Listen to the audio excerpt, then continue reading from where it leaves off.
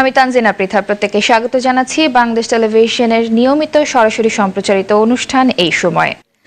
আমাদের আয়োজনটি সম্পূর্ণ আপনাদের জন্য, তাই এই আয়োজনটি সরাসরি সম্প্রচারিত হচ্ছে বাংলাদেশ টেলিভিশনের অফিসিয়াল ফেসবুক পেজে, আমাদের ইউটিউব চ্যানেলে সাবস্ক্রাইব করতে পারেন। পাশাপাশি টেলিভিশনের পর্দায় দেখানো নম্বরটিতে কল করে আপনিও আমাদের সঙ্গে সরাসরি অংশগ্রহণ করতে পারেন। আপনারা যেমনটি জানেন, আমরা এই আয়োজনে দিনের আলোচিত বিভিন্ন ঘটনা থেকে উল্লেখযোগ্য বেশ কিছু ঘটনা নিয়ে বিশ্লেষণ করবার চেষ্টা করি, আলোচনা করবার চেষ্টা করি। পাশাপাশি আপনাদের বিভিন্ন সমস্যার সমাধান দেবার চেষ্টা করে থাকি আমাদের এই আয়োজনে। আপনাদের বিভিন্ন সমস্যার সমাধান দেবার জন্য আমাদের স্টুডিওতে একজন চিকিৎসক অতিথি উপস্থিত রয়েছেন। আমাদের সঙ্গে আজকে রয়েছেন ডাক্তার নন্দিতা পাল, মেডিসিন বিশেষজ্ঞ, মুগদা মেডিকেল কলেজ হাসপাতাল। আপনাকে স্বাগত জানাচ্ছি আমাদের আজকের আয়োজনে। দর্শক, দিনের উল্লেখযোগ্য বিভিন্ন ঘটনা থেকে আমরা বেশ কয়েকটি ঘটনা নিয়ে আলোচনা করবার চেষ্টা করব, আর এই বিষয়গুলো বিশ্লেষণ করবার জন্য আমাদের সঙ্গে বেশ কয়েকজন অতিথি সংযুক্ত হবেন। ধারাবাহিকভাবে আমাদের সঙ্গে আজকে সংযুক্ত হবেন অধ্যাপক Shibli Rubaiyatul Islam, chairman Bangladesh securities and exchange commission. সংযুক্ত হবেন অধ্যাপক doctor S K Roy, chairperson Bangladesh breast feeding foundation. সংযুক্ত হবেন মোহাম্মদ আমিন আল পারভেজ, অতিরিক্ত জেলা প্রশাসক, কক্সবাজার। এবং আমাদের সঙ্গে নয়াদিল্লি থেকে সংযুক্ত হবেন গৌতম লাহিড়ী, সাবেক সভাপতি, ভারত প্রেস ক্লাব। আশা করছি দর্শক শেষ পর্যন্ত আপনারা আমাদের সঙ্গেই থাকবেন। দর্শক, আমরা এই সময়ের আয়োজনে প্রতিদিন চেষ্টা করে থাকি গত 24 ঘন্টায় করোনা ভাইরাসের সবশেষ আপডেটটুকু আপনাদের সামনে তুলে ধরবার। গত 24 ঘন্টায় নতুন করে একজনের মৃত্যু হয়েছে, নতুন শনাক্ত হয়েছে 373 জন, শনাক্তের হার 2.16%। করোনা নিয়ে কথা না বললেই নয়, করোনার নতুন নতুন ধরন শনাক্ত হচ্ছে কয়েকদিন পরপরই। ডেল্টার যখন খুবই ভয়াবহ আকার ধারণ করেছিল, সেই মুহূর্তে টিকা কার্যক্রম সচল থাকায় কিন্তু ডেল্টাটা কিছুটা নিয়ন্ত্রণে আনা সম্ভব হয়েছিল। তারপরে আবার এসেছে অমিক্রন। এর মাঝে আবার আমরা শুনছি গত দুদিন আগে নতুন আরও একটি ধরা পড়েছে যুক্তরাজ্য এবং যুক্তরাষ্ট্রে, যাকে বলা হচ্ছে ডেলমিক্রন। ডেল্টা এবং অমিক্রনের সংমিশ্রণে এই ভ্যারিয়েন্টটি, এবং বলা হচ্ছে যে এটি খুব দ্রুত সংক্রমণ ছড়াতে সক্ষম এবং রোগীদের আশঙ্কাজনক অবস্থায় নেবার জন্য এটি সক্ষম। টিকা সেখানে কতটুকুন কার্যকর সেটি আসলে এখন দেখবার বিষয়, কেননা খুব অল্প সময় ধরে এটি শনাক্ত হয়েছে। আমাদের স্টুডিও অতিথি ডাক্তার নন্দিতা পাল, আপনার কাছে আসলে জানতেই চাইবো যে আপনাদের হাসপাতালে তো করোনা ভাইরাসের রোগীদের আপনারা চিকিৎসা সেবা দিয়েছেন। করোনা আমাদের দেশে কিছুটা নিয়ন্ত্রণে এসেছে বলা যায়, এখন একেবারে শূন্যের কোটায় নামেনি, কিন্তু তার মাঝে আমরা গত কয়েকদিন ধরে খেয়াল করছিলাম যে 1 ঘরে শনাক্তের হার ছিল, আজকে সেটি 2.16 ঘরে চলে গেছে। চিকিৎসক হিসেবে আপনি এটিকে আসলে কতটুকু শঙ্কার জায়গা দেখছেন? ধন্যবাদ আপনাকে এই যে অনুষ্ঠানে আমাকে আমন্ত্রণ জানানোর জন্য। গত 2 বছর ধরে, 2 থেকে আড়াই বছর ধরে আমরা চলছে, আমাদের মোটামুটি 2 বছর ধরে এই যে আমাদের করোনা নিয়ে, এবং এর মাঝে মাঝে করোনা একবার আমাদের সংক্রমিত হচ্ছে, একবার আবার আমরা কিছুটা কমে আসছে, কিছুটা বাড়ছে, এভাবেই আমাদের মোটামুটি চলছে। তো কম বেশির মধ্যে অনেকদিন ধরে আমরা যদিও সংক্রমণ নিয়ন্ত্রণে বলছি, কিন্তু গত কিছুদিন ধরে প্রায় সপ্তাহ বা 4-5 দিন হবে কিছুটা আমাদের বাড়তির দিকে, যেমন 1.10-এও চলে এসেছিল, সেখান থেকে দেখা যাচ্ছে গত কদিন ধরে আমাদের এটা বাড়তে থাকবে। এবং আমাদের যে ট্রেনটা ছিল আগে, যখন কমতে ছিল তখন কমার দিকে ছিল, আবার যখন বাড়তে থাকে তখন এই যে অতি স্লো হলেও বাড়তে থাকে। সুতরাং এটা আমাদের মাথায় রাখতে হবে যে যখন কমতে থাকে তখন কমতে থাকে, আবার যখন বাড়তে থাকে এটা কিন্তু বাড়তে পারে। সুতরাং এটার দিকে আমাদের করোনা থেকে আবার সে যে নতুন করে এটা বাড়বে না, শীতের মধ্যে যে বাড়বে না এটা বলা যাচ্ছে না। অনেক দেশেই এখন দেখা যাচ্ছে ওমিক্রন, এবং পাশাপাশি এখন যেটা আপনি বললেন একটু আগে ডেমিক্রন, দুটো মিলেই সংক্রমণ হচ্ছে। এবং কতটুকু হয়েছে আমাদের দেশে আমরা এখনো যেগুলো এসেছে সেগুলো সবগুলো আমরা আসলে করা যাচ্ছে না, কিছু কিছু করেছে, যার মধ্যে 2 জন আমরা পেয়েছি। সুতরাং আমাদের সতর্ক থাকতেই হবে যে এই দুটো আসবে, আমাদের সামনে আসতে পারে আরো অনেক বেশি, এরা ইনফেকশাস অনেক বেশি ছড়িয়ে যাচ্ছে।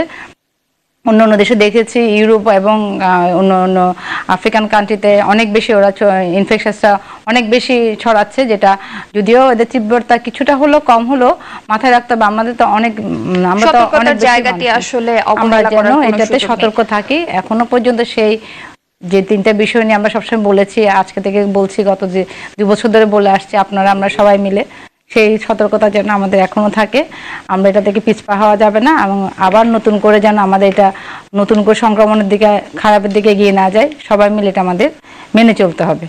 জি, আবারও ফিরছি আপনার কাছে। দর্শক, আমরা এই মুহূর্তে সংযুক্ত করে নেব অধ্যাপক Shibli Rubayetul Islam, chairman Bangladesh securities and exchange commission. Share বাজারে দরপতন, উত্থান পতন এবং শেয়ার বাজার সংশ্লিষ্ট যারা রয়েছেন তাদের দৃষ্টি সবসময় থাকে শেয়ার বাজারের গতি কোন দিকে আসলে যাচ্ছে। এটি নিয়ে অনেকের শঙ্কার জায়গা তৈরি হয়। শেয়ার বাজারে বড় ধরনের দরপতনে অনেকে বিপুল ধরনের লোকসানের মুখে পড়েছেন এমন খবর এসেছে গণমাধ্যমে। তারই ফাঁকে শেয়ার বাজারকে চাঙ্গা করবার জন্য আমরা বিভিন্ন সময় দেখেছি বিএসইসির বিভিন্ন ধরনের উদ্যোগ। এই একটি উদ্যোগের মধ্যে নতুন করে ঋণ নীতিতে পরিবর্তন আনতে যাচ্ছে Bangladesh securities and exchange commission. এই ঋণ নীতি পরিবর্তনের মাধ্যমে শেয়ার বাজারকে কিভাবে চাঙ্গা করা সম্ভব সেই বিষয়টি আমরা জানবার চেষ্টা করব। সংযুক্ত করে নিচ্ছে বাংলাদেশ সিকিউরিটিজ অ্যান্ড এক্সচেঞ্জ কমিশনের চেয়ারম্যান অধ্যাপক শিবলী রুবায়েতুল ইসলাম। আপনাকে অসংখ্য ধন্যবাদ জানাচ্ছি আমাদের আজকের আয়োজনে সংযুক্ত হবার জন্য। আপনি নিশ্চয়ই আমাকে শুনতে পাচ্ছেন? জি, আমি শুনতে পাচ্ছি। আপনাকেও ধন্যবাদ।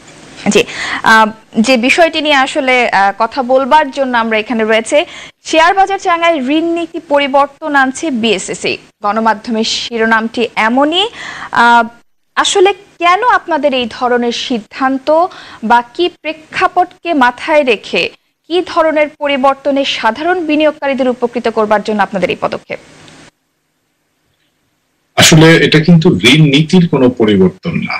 এখানে যেটা হয়েছে, আমরা আসার পরে খেয়াল করলাম যে বিভিন্ন কোম্পানি তাদের আমাদের যে ডিভিডেন্ড দেওয়ার যে নিয়ম সেগুলা কোনো কোম্পানি ঠিকভাবে মেনে চলছিল না। আমরা তখন তাদেরকে সুপারভাইজ করা, তাদেরকে আরো বেশি মনিটরিং করা শুরু করি, এবং একটা পর্যায়ে কোম্পানি অনেকগুলোর অবস্থা এখন ভালোর দিকে যাচ্ছে। আপনি জানেন আমাদের বেশ কিছু ক্যাটাগরি আছে, এ, বি, এন এবং জেড। আমাদের একটা আইন ছিল যে কারোর যদি কখনো ক্যাটাগরি চেঞ্জ হয় তাহলে তার নেক্সট 30 days ওই শেয়ারের যে আমরা 1:7, 1:8 লোন দেওয়ার একটা নিয়ম আছে, মার্জিন ঋণ যেটাকে বলা হয়, সেটা দেয়া যাবে না। এখন এই নিয়মের কারণে যেটা হয়েছিল, কেউ যখন ভালো ক্যাটাগরি থেকে খারাপ ক্যাটাগরিতে চলে যায় বা অবনমন ঘটে, তখন তার আর মার্জিন লোন পাওয়ার সুযোগ থাকে না। যেমন জেড ক্যাটাগরিতে কোনো লোনই পাওয়া যায় না। এ থেকে বিতে গেলে, বি থেকে জেডে গেলে বলা ছিল যে সে এই 30 দিন কোনো লোন পাবে না। তো তখন হয় কি, আমাদের ক্যাপিটাল মার্কেটে একটা ইম্প্যাক্ট আসে, হঠাৎ করে লোন টোন বন্ধ হয়ে গেলে। এর মধ্যে যেটা হয়েছে, এটা আমরা কিন্তু একমত যে না, এটা ঠিক আছে, কারোর অবনমন হলে ওইটা বন্ধই হওয়া উচিত। কিন্তু যখন কারোর উন্নতি হয়, কেউ ভালো করে, তখনও ছিল যে এটা দেয়া যাবে না। আসলে যখন কেউ ভালো করে, জেড থেকে বিতে আসে বা বি থেকে এতে আসে, কেউ ভালো করলে আমরা যদি তাকে তার কোনো ন্যায্য পাওনা থেকে বঞ্চিত করি, সেটা ঠিক না। সেই জন্য আমরা এই পরিবর্তনটা এনেছি যে কেউ যদি কখনো বি থেকে এতে চলে আসে তাহলে তার সুবিধাটা বলবৎ থাকবে। কেউ যদি জেড থেকে বিতে আসে তাহলে 7 দিন পরে সেই সুবিধাটা পাবে। এটা আসলে কোনো ঋণের পরিবর্তন, এটা জাস্ট কারো উন্নতি হলে সে সুযোগ সুবিধাগুলো পাবে, এটাই আমরা ঠিক করে দিয়েছি। জি, আপনি বলছিলেন যে যাদের ক্যাটাগরি পরিবর্তন হয়ে যায় তো আসলে দর পতনের, উত্থান পতনের কারণে আমরা প্রায়শই দেখি যে শেয়ার বাজার নিয়ে আসলে সাধারণ বিনিয়োগকারী, বিশেষ করে যারা রয়েছেন, তাদের মধ্যে একটি উদ্বেগ, উৎকণ্ঠা দেখা যায় যে হঠাৎ করে দর পতন হয়ে যাচ্ছে, আবার দেখা যায় যে হঠাৎ করে সেটির দর উঠেও যাচ্ছে। এই যে উত্থান পতনের একটি ব্যাপার বা একটি এটাকে আসলে সঠিক বাংলায় কি বলা যেতে পারে, আমি এই মুহূর্তে আসলে শব্দটি খুঁজে পাচ্ছি না। এই দরপতনের এই বিষয়টি স্বাভাবিক রাখতে আসলে কি ধরনের পদক্ষেপ বা সাধারণ বিনিয়োগকারীরা যাতে আশ্বস্ত হতে পারেন, আপনাদের পরিকল্পনা বা আপনাদের পদক্ষেপ কি আসলে? না, এটা কিন্তু ক্যাটাগরি চেঞ্জ কিন্তু শেয়ার কথার কথা। এটা যদি আজকে একটা সবজির বাজার হয়, কেউ যদি হঠাৎ বেশি করে আলু কিনতে আসে, তখন অটোমেটিক আলুর দামটা বেড়ে যাবে। আবার কোন আলু বিক্রেতার যদি অনেক বেশি আলু বাজারে চলে আসে, ক্রেতা নেই, তখন সে কিন্তু কম দামে বিক্রি করে। এখানেও কিন্তু শেয়ার বাজারে হঠাৎ করে যদি কোনো শেয়ারের ডিমান্ড বেড়ে যায়, ডিমান্ড কখন বাড়ে? কোম্পানির ফান্ডামেন্টালস ইমপ্রুভ করলে, ভালো রিটার্ন দেওয়ার সুযোগ থাকলে, কোম্পানির কোনো ভালো খবর থাকলে, তখন মানুষ সেটা কিনতে চলে আসে, তখন সেটার দাম বেড়ে যাচ্ছে। আবার কোম্পানি খারাপ করলে, কোনো খারাপ নিউজ আসলে বা কোনো কিছু হলে সেটার দাম কমে যাচ্ছে। তো এইখানে আসলে রেগুলেটর হিসেবে আমাদের কিছু করার থাকে না। এখানে বাজারের ডিমান্ড সাপ্লাইয়ের উপর ইন্ডেক্স ওঠানামা করে। এখন আমাদের এখানে যে সমস্যাটা হয়েছে, যেখানে সবাই আশা করে যেটা খালি বাড়তেই থাকে, এবং বাড়তে থাকবে, বাড়তি মার্কেটে আমি দৈনিক লাভবান হব। এটা আসলে পৃথিবীর কোথাও সম্ভব না। যদি কোথাও এরকম দৈনিক এবং রেগুলার লাভ পাওয়া যায়, তাহলে সবাই তো সেইটাই ব্যবসা করবে। এখানে মাঝে মাঝে কখনো উঠবে, কখনো নামবে, এবং ফাইন্যান্সিয়াল লিটারেসির মাধ্যমে আমার জ্ঞান বুদ্ধি, স্পেশালি একটা টেকনিক্যাল নলেজ থাকে এখানে, যার মাধ্যমে আমি এখানে উঠতি মার্কেটের একরকম টেকনিক, পড়তি মার্কেটে একরকম টেকনিক, এই উত্থান পতনের মধ্যে আমি বিভিন্নভাবে আমার ব্যবসায়িক লাভ ক্ষতি বের করে নিয়ে আসবো। আর যদি আমি না বুঝি, তাহলে অন্য প্রোডাক্ট আছে, মিউচুয়াল ফান্ড করতে পারি, যেটা আমার জ্ঞান বুদ্ধির অভাব থাকায় যারা এসবের বিশারদ তাদেরকে দিয়ে আমার পোর্টফোলিও ম্যানেজ করতে পারি। আমি বন্ড কিনতে পারি, সামনে কমোডিটি ডেরিভেটিভস এর প্রোডাক্ট আসছে। তো সেই জন্য আমাদের কথা হচ্ছে যে বাজার উঠবে, বাজার নামবে, এটা ডিমান্ড সাপ্লাইয়ের উপর ডিপেন্ড করে। অস্বাভাবিক উত্থান বা অস্বাভাবিক দরপতন না হলেই হলো। বর্তমানে আমি অ্যাজ এ রেগুলেটর যা দেখতে পাই বা ভিজুয়ালাইজ করি, সেখানে আমাদের বাজারে এরকম ভীতিকর কোনো সিচুয়েশন নাই। এটা নর্মাল উঠা নামা হচ্ছে, এবং এটা মান্থ এন্ড, আপনারা জানেন ইয়ার এন্ডও, যার কারণে আমাদের গত 4-5টা দিন একটু বাজারে পতন হয়েছিল। আজকে আবার আমরা দেখেছি বেশ উত্থান হয়েছে। তো সুতরাং এটা একটা স্বাভাবিক অবস্থা বললাম। জি, সবশেষ আসলে জানতে চাইবো যে এই যে আপনাদের যে পদক্ষেপগুলোর কথা শুনলাম, সাধারণ বিনিয়োগকারীরা তো স্বাভাবিকভাবেই আসলে অল্প পুঁজি নিয়ে যারা শেয়ার বাজারে বিনিয়োগ করেন, তারা কিছুটা হলেও লাভবান হতেই চাইবেন। সেই জায়গাটিতে সাধারণ বিনিয়োগকারীদের লাভবান হবার জন্য বা তাদেরকে আশ্বস্ত করবার জন্য আপনার কি বলবার রয়েছে? দেখুন, আমরা কোম্পানি, ভালো ভালো কোম্পানি বা যাদের ফান্ডামেন্টালস ভালো, তাদেরকে নিয়ে আমরা কিন্তু DS-30 করি, এবং ভালো অনেক কোম্পানি আছে বাংলাদেশে। আপনি যদি সেই কোম্পানিগুলা, যেমন ভালো ভালো কোম্পানির নাম নাই বললাম, আমরা যদি কোম্পানিগুলো শেয়ার আপনি কিনে রেখে দেন, আপনি 10 থেকে 20, 25, 30% এমনি ডিভিডেন্ড পাবেন। তারপরে যদি বাজারে এইসব শেয়ারের দাম বাড়ে, বাড়তি যখন হয়, সেটা যখনই হোক, 1 দিন পর হোক, 7 দিন পরে হোক, আর 2 মাস পর হোক, তখন যদি আপনি এটা বিক্রি করে লাভ করতে পারেন, তাহলে ওইটাও আপনার লাভ হিসেবে আসতে পারে। এখানে ক্যাপিটাল মার্কেট হচ্ছে একটা গেম, যেটাকে আমরা পেশেন্ট হয় তার জন্য এটা গেম। যার অধৈর্য লোকের এখানে ক্যাপিটাল মার্কেটে আসা উচিত না।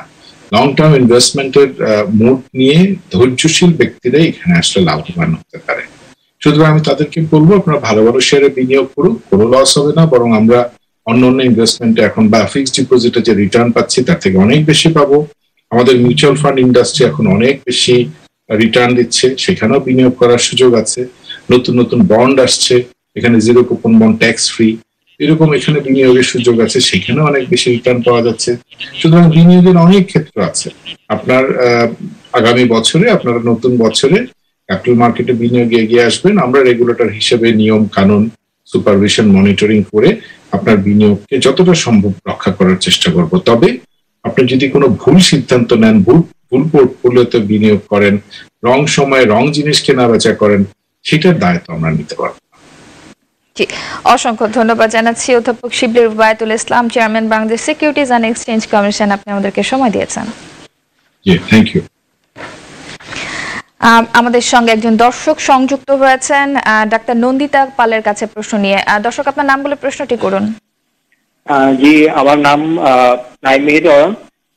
জি, আমার প্রশ্নটি হচ্ছে, এখনকার মানুষের তো থাইরয়েডের অনেক সমস্যা দেখা যায়, যে আবার অনেকের হচ্ছে যে তারা জানে না আসলে থাইরয়েড তাদের হয়েছে, বাট তারা, এখন আমার প্রশ্ন হচ্ছে ম্যাডামের কাছে যে কোন কোন উপসর্গ দেখা দিলে তারা হচ্ছে ডাক্তারের কাছে যেতে পারবে। এমন আমাদের অনেক মানুষই আছে যে তারা আসলে থাইরয়েড যে তাদের সমস্যা সেটা এখনো বুঝতে পারছে না, বা তারা আসলে অতটা সচেতন নয়। তো ম্যাডাম যদি একটু এটা বলতেন তাহলে আমরা উপকৃত হতাম। জি, দর্শক অসংখ্য ধন্যবাদ, আপনি আমাদের সঙ্গেই থাকবেন। ডাক্তার নন্দিতা পাল। ধন্যবাদ আপনাকে প্রশ্নটা করার জন্য। থাইরয়েডের সমস্যা নির্ভর করছে কাদের, মানে কোন বয়সে প্রেজেন্টেশন করছে কাদের জন্য। একটা হচ্ছে পুরুষ না মহিলা, এটা একটা প্রশ্ন। পুরুষরা একরকম করে প্রেজেন্টেশন করে, মহিলারা একরকম করে প্রেজেন্টেশন করে। সাধারণত মহিলা যারা, তাদের সিমটমটা একটু বেশি থাকে এবং মহিলাদের থাইরয়েডের সমস্যাটা বেশি হয়। আর বাচ্চাদের ক্ষেত্রেও হতে পারে। এখন যদি আমি যদি মহিলাদের মধ্যে তারা আসেন, অনেকে আসেন। আমি যদি মাঝখানে একটি প্রশ্ন আপনাকে করি, যে থাইরয়েড আসলে কি? থাইরয়েড আসলে কি হচ্ছে, আমাদের একটা অন্তঃক্ষরা গ্রন্থি বলে এটাকে। এটা আমাদের গলার সামনে দিয়ে থাকে, এখানে দুইটা লোব থাকে এবং এখান থেকে কিছু যে হরমোনগুলো সিক্রেশন হয় সেই হরমোনগুলো আমাদের শরীরটাকে নিয়ন্ত্রণ করে, মেটাবলিজম বলে, বিপাকীয় ক্রিয়ায় অংশগ্রহণ করে, যেখান থেকে আমাদের নিঃসরণ করা এই গ্রন্থিগুলো থেকে যে হরমোনটা সিক্রেশন হয় সেটাকে নিয়ন্ত্রণ করে, আমাদের ব্রেন থেকে কিছুটা নিয়ন্ত্রণ করে থাইরয়েড স্টিমুলেটিং হরমোন নামে। এবং এই অন্তঃকরা গ্রন্থি থেকে যে হরমোনটা সিক্রেশন হয় সেটা দিয়ে আমাদের শারীরিক যে বিপাকীয় ক্রিয়া কার্যাবলী এবং শরীরের গ্রোথ, তারপর আমাদের অনেক কিছু এটার সাথে জড়িত, বৃদ্ধি, শরীরের গ্রোথ, তারপর হচ্ছে আমাদের খাদ্যের নিয়ন্ত্রণ, বিভিন্ন রক্ত নিয়ন্ত্রণ, তারপর আমাদের হার্টের সমস্যা, হার্টের এগুলি নিয়ন্ত্রণ, এগুলো সব কিছুই করে কিন্তু এই হরমোনগুলো, অনেক কাজ তার। এবং শরীরে সেটার প্রভাব পড়ে, সেটা কম এবং বেশি হলে দুটাই আমাদের জন্য অবশ্যই ক্ষতিকর যদি নিয়ন্ত্রণে না থাকে। এবং নিয়ন্ত্রণ সেটা কীভাবে বুঝবো? কেউ যদি শারীরিকভাবে অনেক লম্বা হয়ে যায় অল্প বয়সে, আবার অনেকে যদি খর্বকায় হয়, সেক্ষেত্রে আমাদের তখন থাইরয়েডটা করে দেখতে হয়। খর্বকায় হয় সাধারণত বাচ্চাদের ক্ষেত্রে, থাইরয়েড কম থাকলে, আর লম্বা হয়ে যায় থাইরয়েডের যদি অনেক বেশি সিক্রেশন হয়। আর যদি আমরা অ্যাডাল্ট এজে যদি বলি, মহিলাদের ক্ষেত্রে সাধারণত যদি আলাদা করে বলি, মহিলারা মোটা হয়ে যায়, কাজকর্ম করতে ইচ্ছে করে না, ঘুম বেশি পায়, শীত বেশি লাগে, এবং তখন আমরা এটা পরীক্ষাটা করে না, হাতে পায়ে ফুলা বলবে, এটা নিয়ে সবচেয়ে বেশি ডাক্তারের কাছে শরণাপন্ন হয়। তখন আমরা থাইরয়েড হরমোনটা পরীক্ষা করে দেখি যে তার থাইরয়েডের বাড়তি বা কমতি আছে কিনা। বিশেষ করে যখন প্রেগনেন্সিতে আসে তখন বাচ্চার জন্য এই হরমোনটা খুবই প্রয়োজনীয়, বাচ্চার বৃদ্ধির জন্য, বাচ্চার ব্রেনের গ্রোথের জন্য। এই জন্য প্রেগনেন্সির আগে অনেক সময় আমরা থাইরয়েডের এটা করে দেখি, থাইরয়েড টেস্টটা করে দেখি, যাতে প্রেগনেন্সির সময় বাচ্চা যেন থাইরয়েডের কারণে কোনো রকম ব্রেনের কোনো ডেভেলপমেন্টে কোনো সমস্যা না হয় এবং বাচ্চা ভালোভাবে জন্মগ্রহণ করতে পারে থাইরয়েড হরমোন নিয়ে। এটা একটা ইম্পর্টেন্ট জিনিস আমাদের মহিলাদের ক্ষেত্রে, বাংলাদেশের মহিলাদের ক্ষেত্রে। আর যখন অনেক বেশি দুর্বল লাগে, এটা ক্ষেত্রেও দুর্বলতা বেশি থাকে এবং ওজন কমে যাচ্ছে, তারপর হচ্ছে আপনার গলবিলে দেখা যায়, গলবিলের সামনে হচ্ছে থাইরয়েডের একটা ফোলা থাকতে পারে, চোখগুলো অতিকায় থাকতে পারে, এবং সেক্ষেত্রে পেশেন্টের মনে আসতে পারে আমি ওজন কমে যাচ্ছে কেন, গরম বেশি লাগছে কেন, অস্থিরতা লাগছে কেন। তখন আমরা থাইরয়েডটা করে দেখি, সেটা বুঝতে হবে থাইরয়েড হরমোনটা অনেক বেশি বেড়ে গেছে। এগুলো পরীক্ষা ছাড়া আসলে ক্লিনিক্যাল এবং পরীক্ষায় দুটো সমন্বয় করে আমাদেরকে ডিসিশন নিতে হয় থাইরয়েডের সমস্যাটা কতটুকু সেটা কমতির দিকে নাকি বাড়তির দিকে। সে অনুসারে আমাদের পরবর্তী পরীক্ষা নির্ধারণ করে পেশেন্টকে আমরা ওষুধ দিয়ে থাকি। এবং এটা খুবই ভালো একটা যে এই রোগের খুবই ভালো চিকিৎসা আছে, সুতরাং অনেকেই নিয়ন্ত্রণে রাখা সম্ভব। চিকিৎসা ব্যবস্থা নিয়ে আপনার কাছে প্রশ্ন রেখে যাচ্ছি, ফিরবো আবার আপনার কাছে। দর্শক, এবারে যে খবরটির দিকে একটুখানি আমরা তাকাতে চাই। গণমাধ্যমের খবরের শিরোনাম বলছে, শহরের 61.5% কিশোর কিশোরী মানসিক চাপে। খবরটি এমন, দেশের শহরে 61.5% কিশোর কিশোরী মাঝারি থেকে উচ্চ মাত্রায় মানসিক চাপে ভুগছে। স্প্রিংস অ্যান্ড নেচার প্রকাশনার বায়োমেড সেন্ট্রাল সিরিজের Journal of Health, Population and নিউট্রিশনে প্রকাশিত এক গবেষণায় এই তথ্য জানা যায়। খুবই আশঙ্কার একটি খবর। কেন আসলে এই ধরনের মানসিক চাপ হচ্ছে, কারণগুলো কি জানবার চেষ্টা করব, সমাধান খুঁজবার চেষ্টা করব।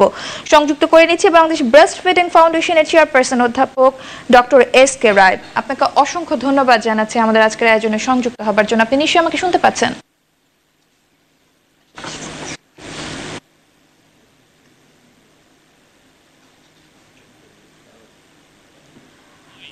আপনার অধ্যাপক ডক্টর এস.কে রায়, আপনি নিশ্চয়ই আমাকে শুনতে পাচ্ছেন? হ্যাঁ, আমি ভালো শুনতে পাচ্ছি। জি, আপনাকে অসংখ্য ধন্যবাদ জানাচ্ছি আমাদেরকে সময় দেবার জন্য। যে খবরটি আসলে আমি পড়ছিলাম যে 61.5% কিশোর কিশোরী মাঝারি থেকে উচ্চ মাত্রায় মানসিক চাপে রয়েছে। একটি গবেষণা বা একটি জরিপে এই ধরনের তথ্য উঠে এসেছে। কারণটি যদি আপনার কাছে জানতে চাই যে এই মানসিক চাপের কারণগুলো কি বলে মনে করছেন? আমরা প্রায় 56টি ইন্ডিকেটর দিয়ে আমরা এই মানসিক অবস্থাটা নির্ধারণ করার চেষ্টা করেছি, ভালো থেকে মন্দ। তো সেখানে যেটা ডাটাতে বেরিয়ে এসেছে, সেটাতে দেখা যাচ্ছে তাদের ওই সময়টা ছিল, আমরা যখন রিসার্চটা করলাম, 5800 অ্যাডোলেসেন্ট, বেশিরভাগই স্কুল আর কিছু কলেজও, ছেলে এবং মেয়ে প্রায় কাছাকাছি সমানই ছিল। তো আমরা ওদের কাছ থেকে যেটা বেশি ইনফরমেশন পেলাম যে তাদের মানসিক চাপ সৃষ্টি হয় পড়াশোনার ব্যাপারে, তারপরে তাদের সমকক্ষ যারা থাকে তাদের থেকে পিয়ার প্রেসার বলে এটাকে, তাদের কাছ থেকেও তাদের কিছু মানসিক চাপ সৃষ্টি হয়। এরপরে পড়াশোনার ভিত্তি থেকে তাদের একটু চাপ সৃষ্টি হয়, আর তাদের যে শাসন করা হয় সেখান থেকেও তাদের কিছুটা চাপ সৃষ্টি হয়। মূলত যেগুলো আমরা দেখেছি এটার সাথে আবার রিলেশন রয়ে গেছে তাদের খাওয়া দাওয়া বা তাদের ওজন বেড়ে যাওয়ায়। যখন তাদের ওজন বেড়ে যেতে থাকে, মেয়েরা বেশি করে, তারা ছেলেরাও তাদের ওজন ওবেসিটি বা ওভারওয়েট লেভেলে গেলে তারা খুব মেন্টালি ব্যাড ফিলিং হয় তাদের। তারা মনে হয় যে অন্যদের থেকে তারা নজরে পড়ে যাচ্ছে, যেটা ভালো না। সেখান থেকে তাদের আবার যখন তাদের মনটা খারাপ থাকে, দেখা যায় যে যাদের এমনি ডিপ্রেশন মতো হয়েছে তাদের আবার খাওয়া দাওয়াটা খুব, তাদের এই যে ইমোশনাল ইটিং বলে এটাকে, এটাও বেশ বেড়ে যায়। রেস্ট্রেন্ট ইটিং, তারা যেমন খাবার খায় সেটাকে তারা থামাতে পারে না, যার ফলে তাদের ভিতরে একটা বেশ ভালো অংশ ওবেসিটিতে ভোগে। আমাদের প্রায় 56% অ্যাডোলেসেন্ট বা কিশোর কিশোরীরা, তাদের ভিতরে আমরা মাঝারি মাত্রার কিন্তু এই মানসিক একটা স্ট্রেস, উৎকণ্ঠা, উদ্বিগ্নতা এগুলো দেখেছি। আর 6 মতো জি, আপনাদের এই গবেষণায় আপনারা বলছেন যে 56% কিশোর কিশোরী মাঝারি মানের মানসিক চাপে রয়েছে, এবং আপনি মানসিক চাপের ফলে বেশ কিছু উপসর্গ বা বেশ কিছু পরিবর্তন তাদের মধ্যে আসে সেটি নিয়ে কথা বলছিলেন। কিন্তু আসলে মানসিক চাপের মূল কারণটি আপনাদের গবেষণায় কি উঠে এসেছে? না, মূল কারণটা আমরা কয়েকটাই পেয়েছি। যে আমরা বললাম যে একটু আগে যে আপনার ফিউচার আনসার্টেনিটি, স্কুল ও leisure conflict, emerging adult responsibility, adult হলে যে রেসপন্সিবিলিটি নিতে হবে সেটা নিয়ে চিন্তা, রেস্ট্রেন্ট ইটিং, খাওয়া নিয়ে তাদের দুশ্চিন্তা, আর ইমোশনাল ইটিং যেটাও একটা কারণ, আর এক্সটার্নাল ইটিং, এটা তাদের মানে সিগনিফিকেন্টলি অ্যাসোসিয়েটেড ছিল এইসব ফ্যাক্টর গুলো উইথ দেয়ার স্ট্রেস ভ্যালু, স্ট্রেসটা সাথে এগুলো ছিল। স্ট্রেসের কথা বলছিলেন আপনি, স্ট্রেস, জি আমি একটু আপনাকে এর মাঝখানে একটু প্রশ্ন রাখতে চাই আপনার কাছে, যে আপনি স্ট্রেসের কথা বলছিলেন। স্ট্রেস তো তখনই একজন কিশোর বা কিশোরী অনুভব করবে যখন সে তার ভেতরের কথাগুলো আরেকজনের সাথে শেয়ার করতে পারবে না, বা পরিবারের কারোর সাথে সেই বিষয়গুলোকে ভাগাভাগি করতে পারবে না, বন্ধু বান্ধবকে বলতে পারবে না। সেই জায়গাটিতে পরিবার বা সমাজের দায়িত্ব কি হতে পারে, বা এর সমাধানটি আসলে কি হতে পারে বলে আপনাদের গবেষণায় আপনারা নিয়ে আসতে পেরেছেন? না, এখানে বলা দরকার যে এটা আনসার্টিনিটি বা অনিশ্চয়তা, কি হবে বা কি হলো এরকম একটা জিনিস তাদেরকে আসলে স্ট্রেসে ফেলে বেশি। তো সেইখানে আমরা ফ্যাক্টর গুলো চেষ্টা করেছি বের করতে, সমাধান কি হবে সেটা আমরা তাদের টিচারদের ইন্টারভিউ করেছিলাম। টিচাররা এটা বলতে চাইলো যে ওদের রেজাল্ট কি হবে, ফিউচার কি হবে, এগুলো নিয়ে তারা খুব চিন্তা করে। পরীক্ষাটা তাড়াতাড়ি হয়, হয়তো তারা বলে পূর্ণ প্রস্তুতি নিতে পারেনি। তো এগুলো একাডেমিক দিকে এতটুকু জানা গেছে। বাকিটা আমরা কিন্তু সমাধানের জন্য যেটা আমরা বলতে চেয়েছি যে তাদের স্কুলে লেজারের ব্যবস্থা থাকুক, খেলাধুলার ব্যবস্থা থাকুক, রিডিং এর ব্যবস্থা থাকুক, তাদেরকে মানসিক বিকাশের জন্য নীতি নির্ধারণী পর্যায়ে কি তাহলে কোনো সংশোধনের প্রয়োজন আছে বলে আপনারা মনে করছেন কিনা? আমরা মনে করি অবশ্যই যে আমরা স্কুল কলেজের ছেলে মেয়ে 5,000 সারা দেশ জুড়ে, তাদের উপরে আমরা গবেষণাটা করেছি এবং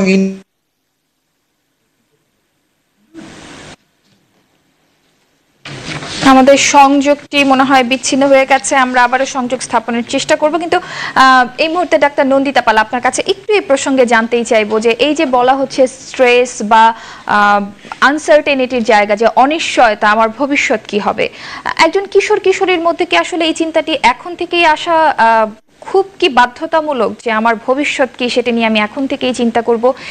এটির মূল কারণ কি আপনি মনে করেন যে পরিবারের পক্ষ থেকে একটি প্রেশার বা চাপের কারণে তারা এই স্ট্রেস বা অনিশ্চয়তায় ভুগছে? আমার কাছে মনে হয়, যদিও এটা গবেষণা বলতে পারবে, আমরা যদি সাদা চোখে দেখতে পাই তাহলে মনে করি যে পরিবারের স্ট্রেস, বিদ্যালয়ের স্ট্রেস, স্কুলের স্ট্রেস, কলেজের যে স্ট্রেসটা আমাদের প্রতিযোগিতামূলক যে একটা আচরণ, যেটা বই পুস্তক অন্য জায়গায় অন্য দেশে হয়তো ওভাবে নেয়। আমাদের যে নাম্বারিং সিস্টেম, পরীক্ষা যে পাশের চিন্তা, এটা কিন্তু আমাদের এখানেই বেশি, অন্য দেশে হয়তো এটা স্কোরিংটা অন্যরকম হয়। এটা একটা কারণ হতে পারে। আর হচ্ছে পরিবেশটা একটা ইম্পর্টেন্ট। আমাদের খেলাধুলার জায়গা নেই, রিক্রিয়েশনের একটা স্ট্রেস নেই। এই যে কোচিংয়ের পর কোচিং যাচ্ছি, স্কুলের পর স্কুলের পর কোচিং, কোচিংয়ের পর বাসা, এই যেটা একটা আসলে এটা আদৌ কি আমরা কি এটা বিজ্ঞানসম্মতভাবে করছি সেটা আমাদের দেখা উচিত। এই পড়ালেখাটাকে বিজ্ঞানসম্মতভাবে মানসিক স্ট্রেস কমানোর কোনো রাস্তা রেখেছে সেটা মনে হয় রাখিনি। যদিও অন্য দেশের সাথে ফলাফল আমাদের কোনো গবেষণা নাই, করা উচিত যে এই দুইটার সাথে আমাদের কিশোর বয়সের বয়সন্ধিকালে যে ইয়েটা, ওদেরকে আমরা কতটুকু সচেতন করছি, ওদেরকে আমরা কি এটা নিয়ে হরমোনের যে একটা চেঞ্জ হয় সেটা তো আমরা করছি না, সেটাও আমাদের দেখা উচিত। হরমোনের চেঞ্জের কারণে ফ্যামিলি থেকে যে সাপোর্ট এবং তাদেরকে যে শিক্ষা দেওয়া, এই ব্যাপারটায় তাদের যে হরমোনের চেঞ্জ হওয়ার সময়, ওই সময় আমাদের শারীরিক মানসিক দুটারই চিকিৎসা নেওয়া দরকার। চিকিৎসা না হোক, অ্যাটলিস্ট অন্তত আমাদের একটু বই পুস্তকে একটা বিষয় রাখা উচিত, আমি মনে করছি আর কি। যদিও এটা গবেষণার সাপেক্ষে বলা উচিত, গবেষণার ফলাফল থেকে বলতে হবে, কম্পেয়ার করে বলতে হবে দুইটা দেশের সাথে, অন্য আপনার কথা থেকে আসলে যে বিষয়টি উঠে আসলো যে তাদের যে সমস্যাগুলো বা যে পরিবর্তনগুলো, সেই পরিবর্তনগুলো যাতে তারা সহজাতভাবে কারো কাছে বলতে পারে এবং ভরসার জায়গাটি পায় যে আমার এই পরিবর্তনগুলো হচ্ছে এবং এটি খুব স্বাভাবিক একটি পরিবর্তন, সেই আশ্বস্তির জায়গাটিকে নিশ্চিত করতে হবে। আমাদের সঙ্গে একজন দর্শক সংযুক্ত হয়েছেন, দর্শকের প্রশ্ন নিয়ে আবার আপনার কাছে ফিরছি। দর্শক, আপনার নাম বলে প্রশ্নটি করুন।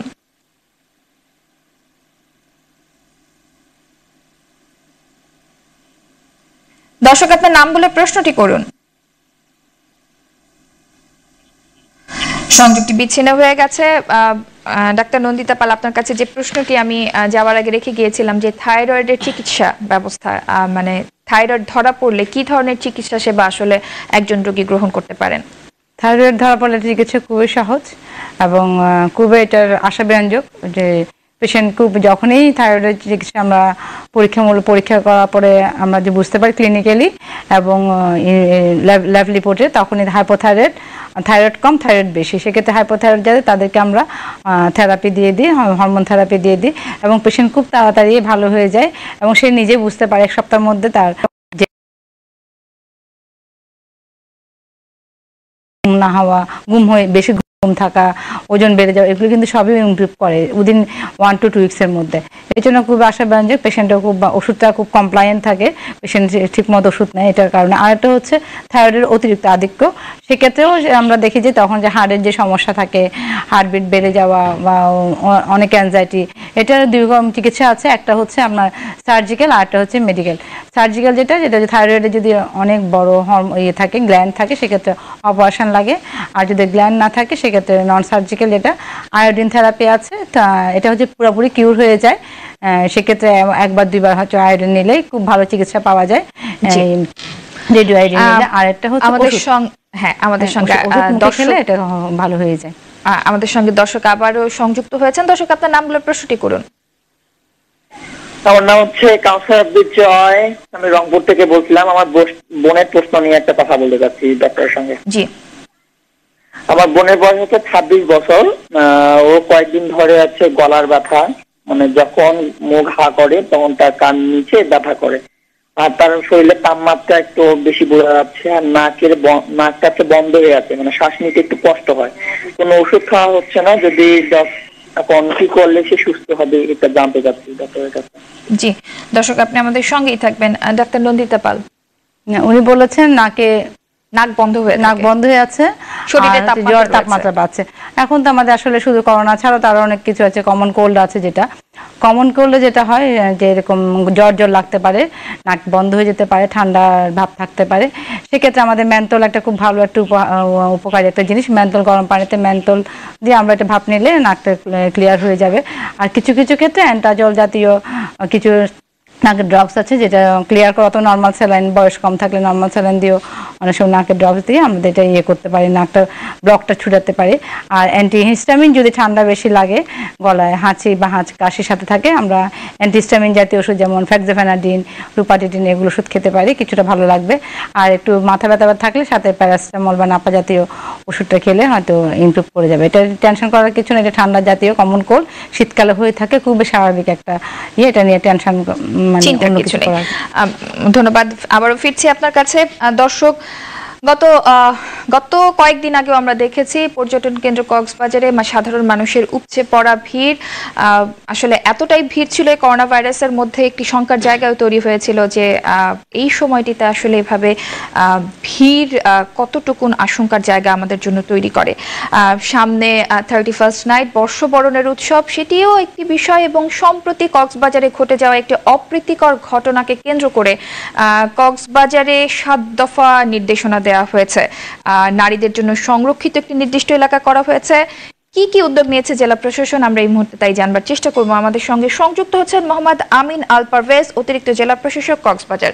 আপনাকে অসংখ্য ধন্যবাদ জানাচ্ছি আমাদের আজকের আয়োজনে সংযুক্ত হবার জন্য। আপনি নিশ্চয়ই আমাকে শুনতে পাচ্ছেন? ধন্যবাদ আপনাকে। জি, অনেকগুলো বিষয় নিয়ে আসলে আমি বলছিলাম, সবগুলো বিষয়কে মাথায় রেখেই কক্সবাজার পর্যটন এলাকা আমরা জানি দেশি বিদেশি পর্যটকের ভিড় হয়। আপনাদের 7 দফা নির্দেশনা এসেছে, নির্দেশনাগুলো আপনার কাছে আসলে একটু শুনতে চাইবো।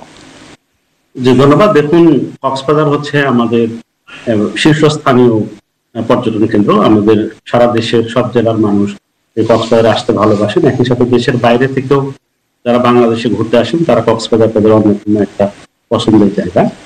এখানে প্রচুর পর্যটক আসে। এখন শীত মৌসুম, এখানে অনেক বেশি পর্যটক আসছেন।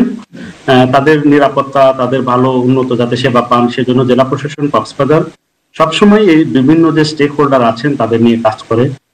যেগুলো ত্রুটি বিচ্যুতি আছে সেগুলো সংশোধন করা এবং সেবার মান আরো বাড়ানো, এগুলো নিয়ে আমরা প্রায় ঘন ঘনই আমরা সবাইকে নিয়ে বসছি। এরকমই একটি সভা গত 3 দিন আগে হয়েছে। সেখানে যে সিদ্ধান্তগুলো হয়েছে সেটি 7 দফার কথা আপনি বলেছেন। একটি হলো, আমরা বলেছি যে যে কোনো পর্যটক বা ভিজিটর আসেন তারা যখন কোনো হোটেলে রুম বুক দেবেন তারা যেন দয়া করে তাদের আইডি কার্ডটা সেখানে দেখান বা জমা দেন।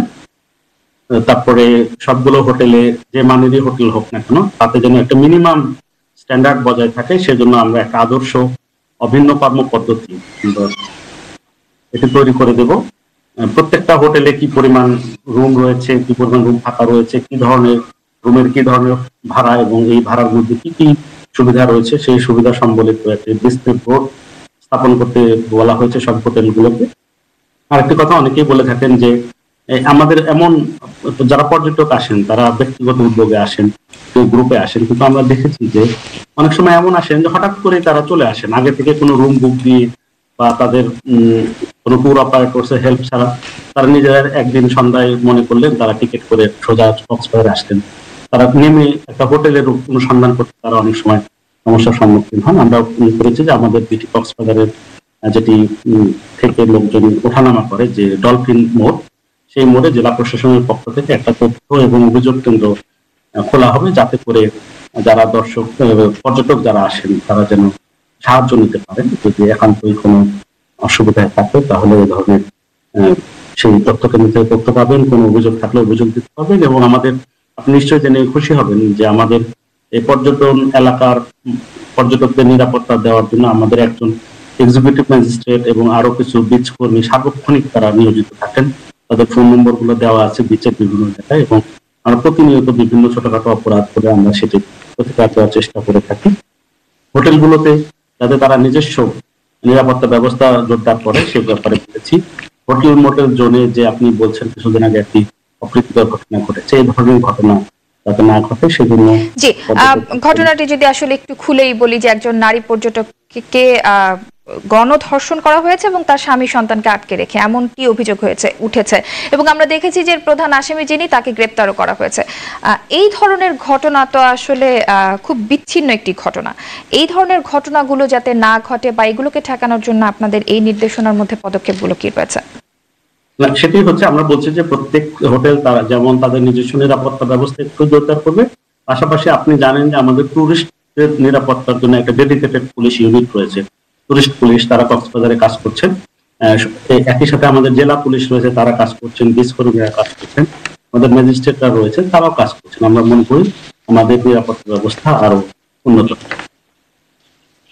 জি, আসলে সবশেষে যে বিষয়টি আপনার কাছে জানতে চাইবো যে পর্যটকদের সুবিধার্থে এবং কক্সবাজারকে আরো আকর্ষণীয় করে তোলবার জন্য আমরা প্রায়শই দেখি যে বিভিন্ন ধরনের নির্দেশনা বা যাতে ভ্রমণ স্বাচ্ছন্দ্য হয় আপনারা বিভিন্ন ধরনের পদক্ষেপ নিয়ে থাকেন, কিন্তু সেটি বাস্তবায়নে হোটেল মোটেল যেগুলো রয়েছে বা আরো যারা সংশ্লিষ্ট রয়েছে বাস্তবায়নে যে যথাযথ উদ্যোগ অনেকেই হয়তো সেটি নেন না। সেটিকে মনিটরিং করবার জন্য আসলে এবারে আপনাদের কি পরিকল্পনা রয়েছে? ধন্যবাদ, আপনি ঠিকই বলেছেন যে আমরা অনেকগুলো উদ্যোগ নিই, অনেকগুলো কর্মপদ্ধতি ঠিক করে, তা হয়তো সবসময় শতভাগ সঠিকভাবে বাস্তবায়ন করা সম্ভব হয় না বা অনেকেই করতে পারেন না সক্ষমতার অভাবে বা আগ্রহের অভাবে। কিন্তু এবছর কিন্তু আমরা করেছি যে আমাদের জেলা প্রশাসনের একজন অতিরিক্ত জেলা প্রশাসকের নেতৃত্বে পুলিশ এবং টুরিস্ট পুলিশ সহ এই ট্যুরিজম ব্যবসার সঙ্গে যারা নিয়োজিত রয়েছেন তাদের সাথে নিয়ে একটা ভিজিলেন্স এবং মনিটরিং টিম গঠন করা হয়েছে। তারা মাঠে কাজ করছে এবং এটি আরো জোরদার করা হবে এবং আশা করছি যে এই বছর শেষের যে একদম পর্যটন ব্যবসায়ীদের ভাষায় এটি সুপার পিক একটি মৌসুম, এই সময়টাতে পর্যটকরা আরো ভালো সেবা পাবে আমি আশা করি। জি, সবশেষে আপনার কাছে আসলে জানতে চাইবো, সামনে 31st নাইট, এই ইংরেজি বর্ষবরণকে ঘিরে কিন্তু আসলে কক্সবাজারে বিভিন্ন ধরনের আয়োজন হয়ে থাকে, পুরো বিশ্বব্যাপী আয়োজন হয়ে থাকে। পাশাপাশি আমাদের করোনা ভাইরাস অমিক্রন যেটি কড়া নাড়ছে একেবারে বলাই চলে, সবকিছু মিলিয়ে 31st নাইটকে ঘিরে আপনাদের কি প্রস্তুতি রয়েছে? দেখুন, 31st নাইটকে কেন্দ্র করে আমাদের স্থানীয়ভাবে কোনো পরিকল্পনা নেই, বিধিনিষেধ নেই। আমাদের সরকারি ভাবে কিন্তু বলা হয়েছে যে 31শে ডিসেম্বর আমরা কিভাবে অনুষ্ঠান করবো, একটি আবদ্ধ জায়গায় করবো বা ইনডোরে আমাদের যে আয়োজনগুলো সেটা করবো। সরকার যেভাবে এই নির্দেশনা দিয়েছে কক্সবাজারে, সেই নির্দেশনাটাই আমরা আমাদের আরো যারা স্টেক হোল্ডার রয়েছেন, পুলিশ, টুরিস্ট পুলিশ সবাইকে নিয়ে আমরা সেটি বাস্তবায়ন করবো। তবে মোটের উপরে একটি আপনাকে বলতে পারি, আশ্বাস দিতে পারি যে আমরা জেলা প্রশাসন আমাদের অন্যান্য সহযোগী সংস্থাগুলোকে দিয়ে পর্যটকরা যারা আসবেন তারা যেন স্বাচ্ছন্দ্যে এখানে অবস্থান করতে পারেন এবং তারা উপভোগ করতে পারেন কক্সবাজারের অবস্থান, সে বিষয়ে আমাদের উদ্যোগ থাকবে। অসংখ্য ধন্যবাদ জানাচ্ছি মোহাম্মদ আমিন আল পারভেজ, অতিরিক্ত জেলা প্রশাসক কক্সবাজার। আপনি আমাদেরকে সময় দিয়েছেন এবং আমরা আশা করছি আপনাদের এই নির্দেশনাগুলোর সঠিক বাস্তবায়ন হোক। ধন্যবাদ আপনাকে। দর্শক, যেমনটি আসলে আমরা কথা বলছিলাম, সামনেই ইংরেজি বর্ষবরণ, পাশাপাশি অমিক্রন কিন্তু আসলে হানাই দিয়েছে। পার্শ্ববর্তী দেশ ভারতেও এই নতুন ধরন খুব দ্রুত সংক্রমণ ছড়াচ্ছে। এরই পরিপ্রেক্ষিতে ভারতে রাত্রিকালীন কারফিউ শুরু হচ্ছে আজ থেকে। সার্বিক পরিস্থিতি আমরা আসলে জানবার চেষ্টা করব, ভারতে অমিক্রনের থাবা আসলে কতখানি প্রবল হলো। আমাদের সঙ্গে সংযুক্ত হচ্ছেন নয়াদিল্লি থেকে ভারত প্রেস ক্লাবের সাবেক সভাপতি গৌতম লাহিড়ী। আপনাকে অসংখ্য ধন্যবাদ জানাচ্ছি আমাদের আজকের আয়োজনে সংযুক্ত হবার জন্য। নমস্কার। জি, যে বিষয়টি আসলে বলছিলাম যে আজ থেকে রাত্রিকালীন কারফিউ শুরু হচ্ছে, আসলে কেন দিল্লিতে আজকে থেকে কারফিউ জারি করা হচ্ছে, কারণটি আপনার কাছেই জানতে চাইব। দিল্লিতে আজ রাত্রি 11টা থেকে পরদিন সকাল 5টা পর্যন্ত কারফিউ, আপাতত অনির্দিষ্টকাল বলে বলা হয়েছে। কিন্তু পার্শ্ববর্তী উত্তরপ্রদেশে গত 25শে ডিসেম্বর রাত থেকেই কারফিউ জারি হয়েছে। হরিয়ানা তার সংলগ্ন দিল্লিরই কাছাকাছি একটি রাজ্য, সেখানেও জারি হয়েছে। মূল কারণ সেটি হচ্ছে দিল্লিতে, বিশেষ করে রাজধানীতে যে কটি ভারতবর্ষের রাজ্যে করোনা বা পরবর্তীকালে অমিক্রনের প্রভাব বা থাবা বাড়িয়েছেন বলে যেটা আপনি বলছেন, ঠিকই দিল্লিতে এটা আশঙ্কাজনক একটা পরিস্থিতির দিকে গিয়েছে। কারণ যেটা বলা হয় যে 0.5% পর্যন্ত যদি রোগাক্রান্ত রোগীর সংখ্যা থাকে তাহলে সেটা অন্তত ধরে নেওয়া যায় যে উদ্বেগজনক নয়, কিন্তু আজকেই দিল্লিতে এই সংখ্যাটা 0.5-এর অতিরিক্ত হয়ে 0.63% গিয়ে দাঁড়িয়েছে, যে কারণে ভাবা হচ্ছে দিল্লি সরকার হয়তো এরপরে হলুদ সংকেত জারি করতে চলেছেন। হলুদ সংকেত জারির অর্থ যে স্বাভাবিক জনজীবন আমরা লক্ষ্য করছিলাম সেটি ব্যাহত হবে। বিভিন্ন ক্ষেত্রে স্কুল কলেজ খোলা যে হচ্ছিল সেগুলো বন্ধ হয়ে যাবে, রেস্টুরেন্ট, জিম, বার সেগুলোতে নিয়ন্ত্রিত হবে, যানবাহনে 50% যাত্রী যেতে পারবেন, অফিস কাছারিতেও 50%, এবং এখানে একটি নিয়ম চালু করেছিলেন দিল্লি সরকার, জোর বিজোড় সংখ্যার গাড়ি বা জোর বিজোড় সংখ্যার দোকান খুলতে পারবেন বাজারে। ফলে আপাতত এই মুহূর্তে নিঃসন্দেহে এটা বলবো পরিস্থিতি একটু উদ্বেগজনক। এবার সরকারকে ভাবিয়ে তুলেছে। প্রধানমন্ত্রী নরেন্দ্র মোদীও তিনি উচ্চ পর্যায়ের মিটিং করেছেন। যদিও ভারতের 5 রাজ্যের বিধানসভা নির্বাচন আছে, আজই স্বাস্থ্য সচিব নির্বাচন কমিশনের সাথে বৈঠক করেছেন কিভাবে কোভিড প্রোটোকল মেনটেন করে নির্বাচন অনুষ্ঠিত করা যায়। যদি এরপরে কোনো প্রশ্ন থাকে তাহলে জি, আমরা এর আগে যখন দেখেছি যে ডেল্টা ভ্যারিয়েন্টে কিন্তু আসলে ভারত খুবই একটি নাজুক অবস্থার মধ্যে পড়ে গিয়েছিল, বেহাল দশা ছিল।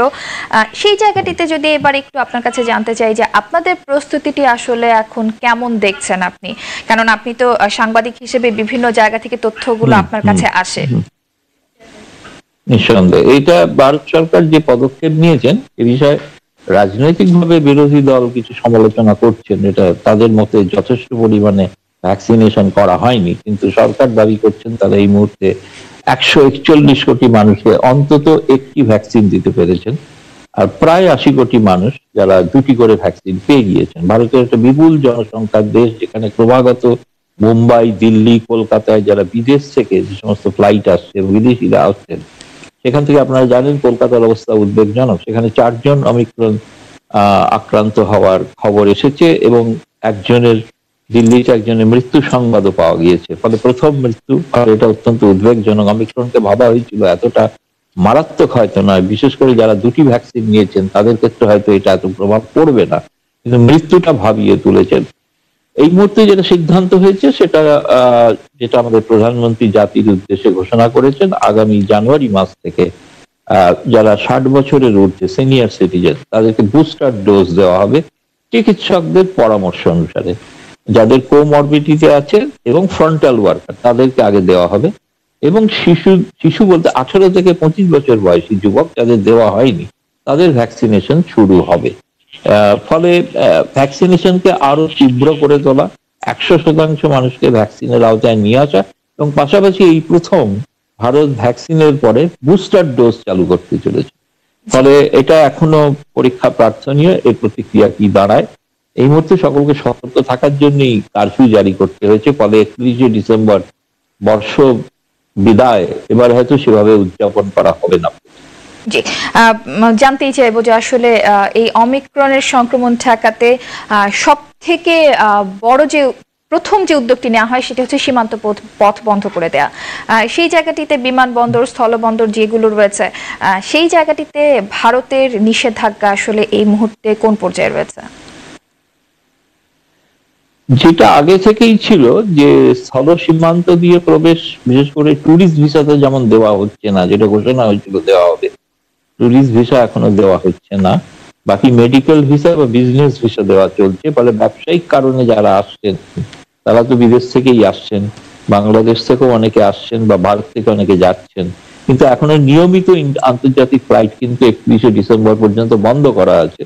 যেটা চলছে সেটা হলো এয়ার বাবেল সিস্টেমে, যেগুলো দেশগুলোর সঙ্গে চুক্তি হয়েছে এই এয়ার বাবেল অনুসারে কিন্তু বিমান চলাচল করছে।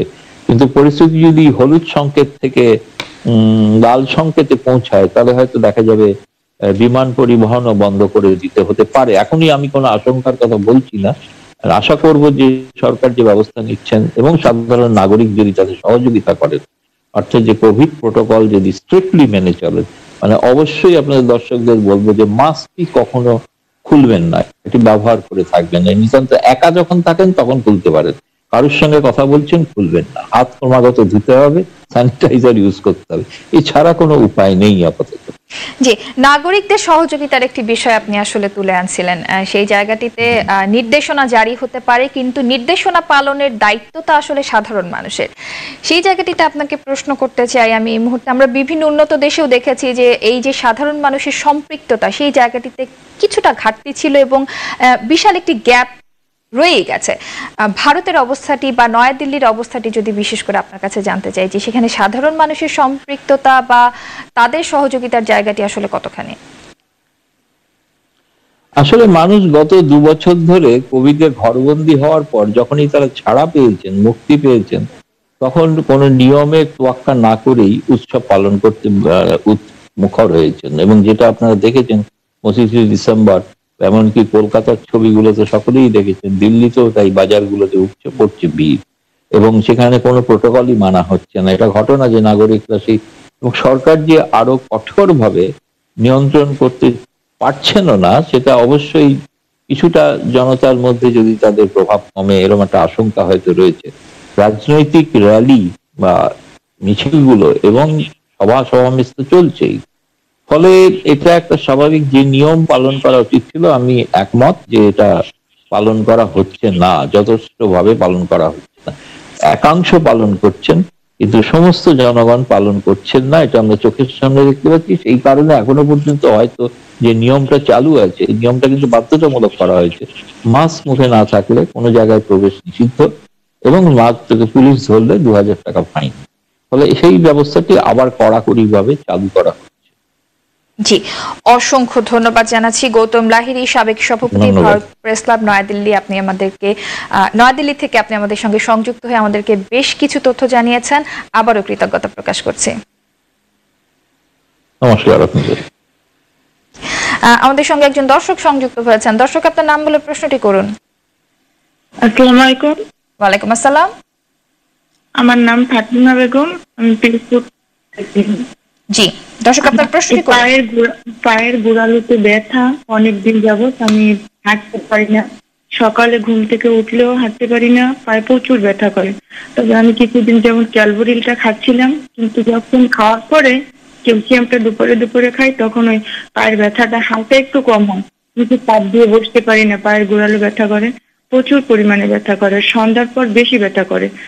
আর যখন আমি পন্স পাই দেই ঘরে, সব সময় রানিং পন্স পাই দেই, ঘরেও পন্স পাই দেই, কিন্তু ঠান্ডা ফ্লোরে হাঁটলে বেশি হয়, আরো তো ফ্লোরে হাঁটি না, পন্স পাই দেই, তারপরে মানে প্রচুর ব্যথা পায় গোড়ালিতে, দুনো পায় গোড়ালিতে। জি, দর্শক আপনি আমাদের সঙ্গেই থাকবেন। ডাক্তার নন্দিতা পাল। ধন্যবাদ হাসিনা বেগমকে। আপনার বয়সটা জানা হলো না, যদিও বা ওনার বয়সটা কি জানতে পারি?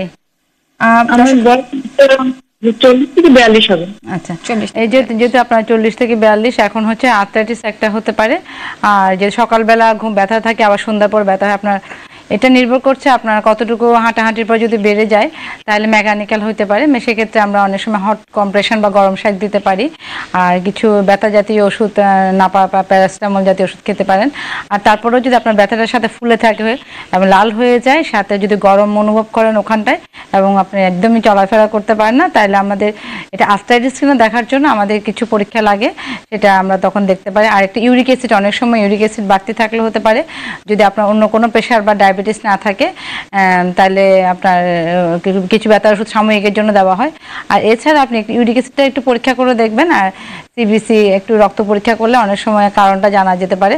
আপনি সবচেয়ে ভালো এখন প্রাথমিকভাবে আপনি একটু অল্প একটু ব্যথার ওষুধ, আইবুপ্রোফেন জাতীয় একটু ব্যথার ওষুধ আর প্যারাসিটামল অথবা একটু সাথে হচ্ছে গরম শেক দিয়ে দেখবেন, এটাতে হয়তো একটু আরাম পাবেন। আর মোটা যে স্পঞ্জ, ডক্টর শু বলি, যদি পায়ে ঠান্ডা লেগে থেকে ব্যথাটা হয় তাহলে ডক্টর শুটা ইউজ করতে পারেন, কিছুটা হয়তো আরাম পাবেন। আর ফ্ল্যাট জাতীয় জুতাগুলো হলে আপনার জন্য ভালো হয়, যাতে উঁচু হিলে ব্যথাটা না বাড়ে, এটা করতে পারেন। জি, দর্শক আশা করছি আপনার সমাধানটি পেয়ে গেছেন। ভারতের নয়াদিল্লিতে কারফিউ জারি হয়েছে, সেই প্রসঙ্গটি টেনেই সবশেষে খুব সংক্ষেপে আমার যারা সাধারণ দর্শক রয়েছেন এবং যারা সংশ্লিষ্ট রয়েছেন সবার উদ্দেশ্যে আপনার কি বলবার রয়েছে, খুবই সংক্ষেপে।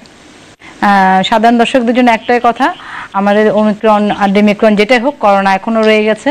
আমাদের অবশ্যই সবাইকে আবার নতুন করে যে আগের মতো যেমন করে চলেছিলাম আমরা অনেক কন্ট্রোল করেছি, সেটা এসে আবার আনতে হবে। সেটার জন্য না বাড়ে, সবার জন্য একটাই কথাই, মাস্ক পরতে হবে, হাত স্যানিটাইজেশন করতে হবে, এবং আমাদের অতিরিক্ত কোথাও বেরোতে যাওয়া বা কোথাও বাইরে যাওয়া এগুলো আবার আমাদের সংকুচিত করতে হবে, যাতে আমরা ভালো থাকতে পারি। আবার আগের মতো সে 2.5 নিচে যেন আমাদের টার্গেট থাকে, 5 নিচে যেন আমাদের টার্গেট থাকে। আমাদের এর থেকে যদি না বাড়ে, সবার জন্য সবার কাছে অনুরোধ আমরা যেন সংক্রমণটা কন্ট্রোল করতে পারি। থাকতে হবে, সতর্ক থাকতে হবে। অসংখ্য ধন্যবাদ জানাচ্ছি ডাক্তার নন্দিতা পাল, পাশাপাশি টিকা দিতে হবে, সময় দিয়েছেন। ধন্যবাদ সবাইকে। দর্শক, আবারও সতর্ক হতে হবে, সুরক্ষিত থাকতে হবে, আপনার পরিবারের সুরক্ষায় ভালো থাকবেন, সুস্থ থাকবেন, আর বাংলাদেশ টেলিভিশনের সাথেই থাকবেন এই প্রত্যাশা। আমি তানজিনা পৃথা আজকের মতো বিদায় নিচ্ছি।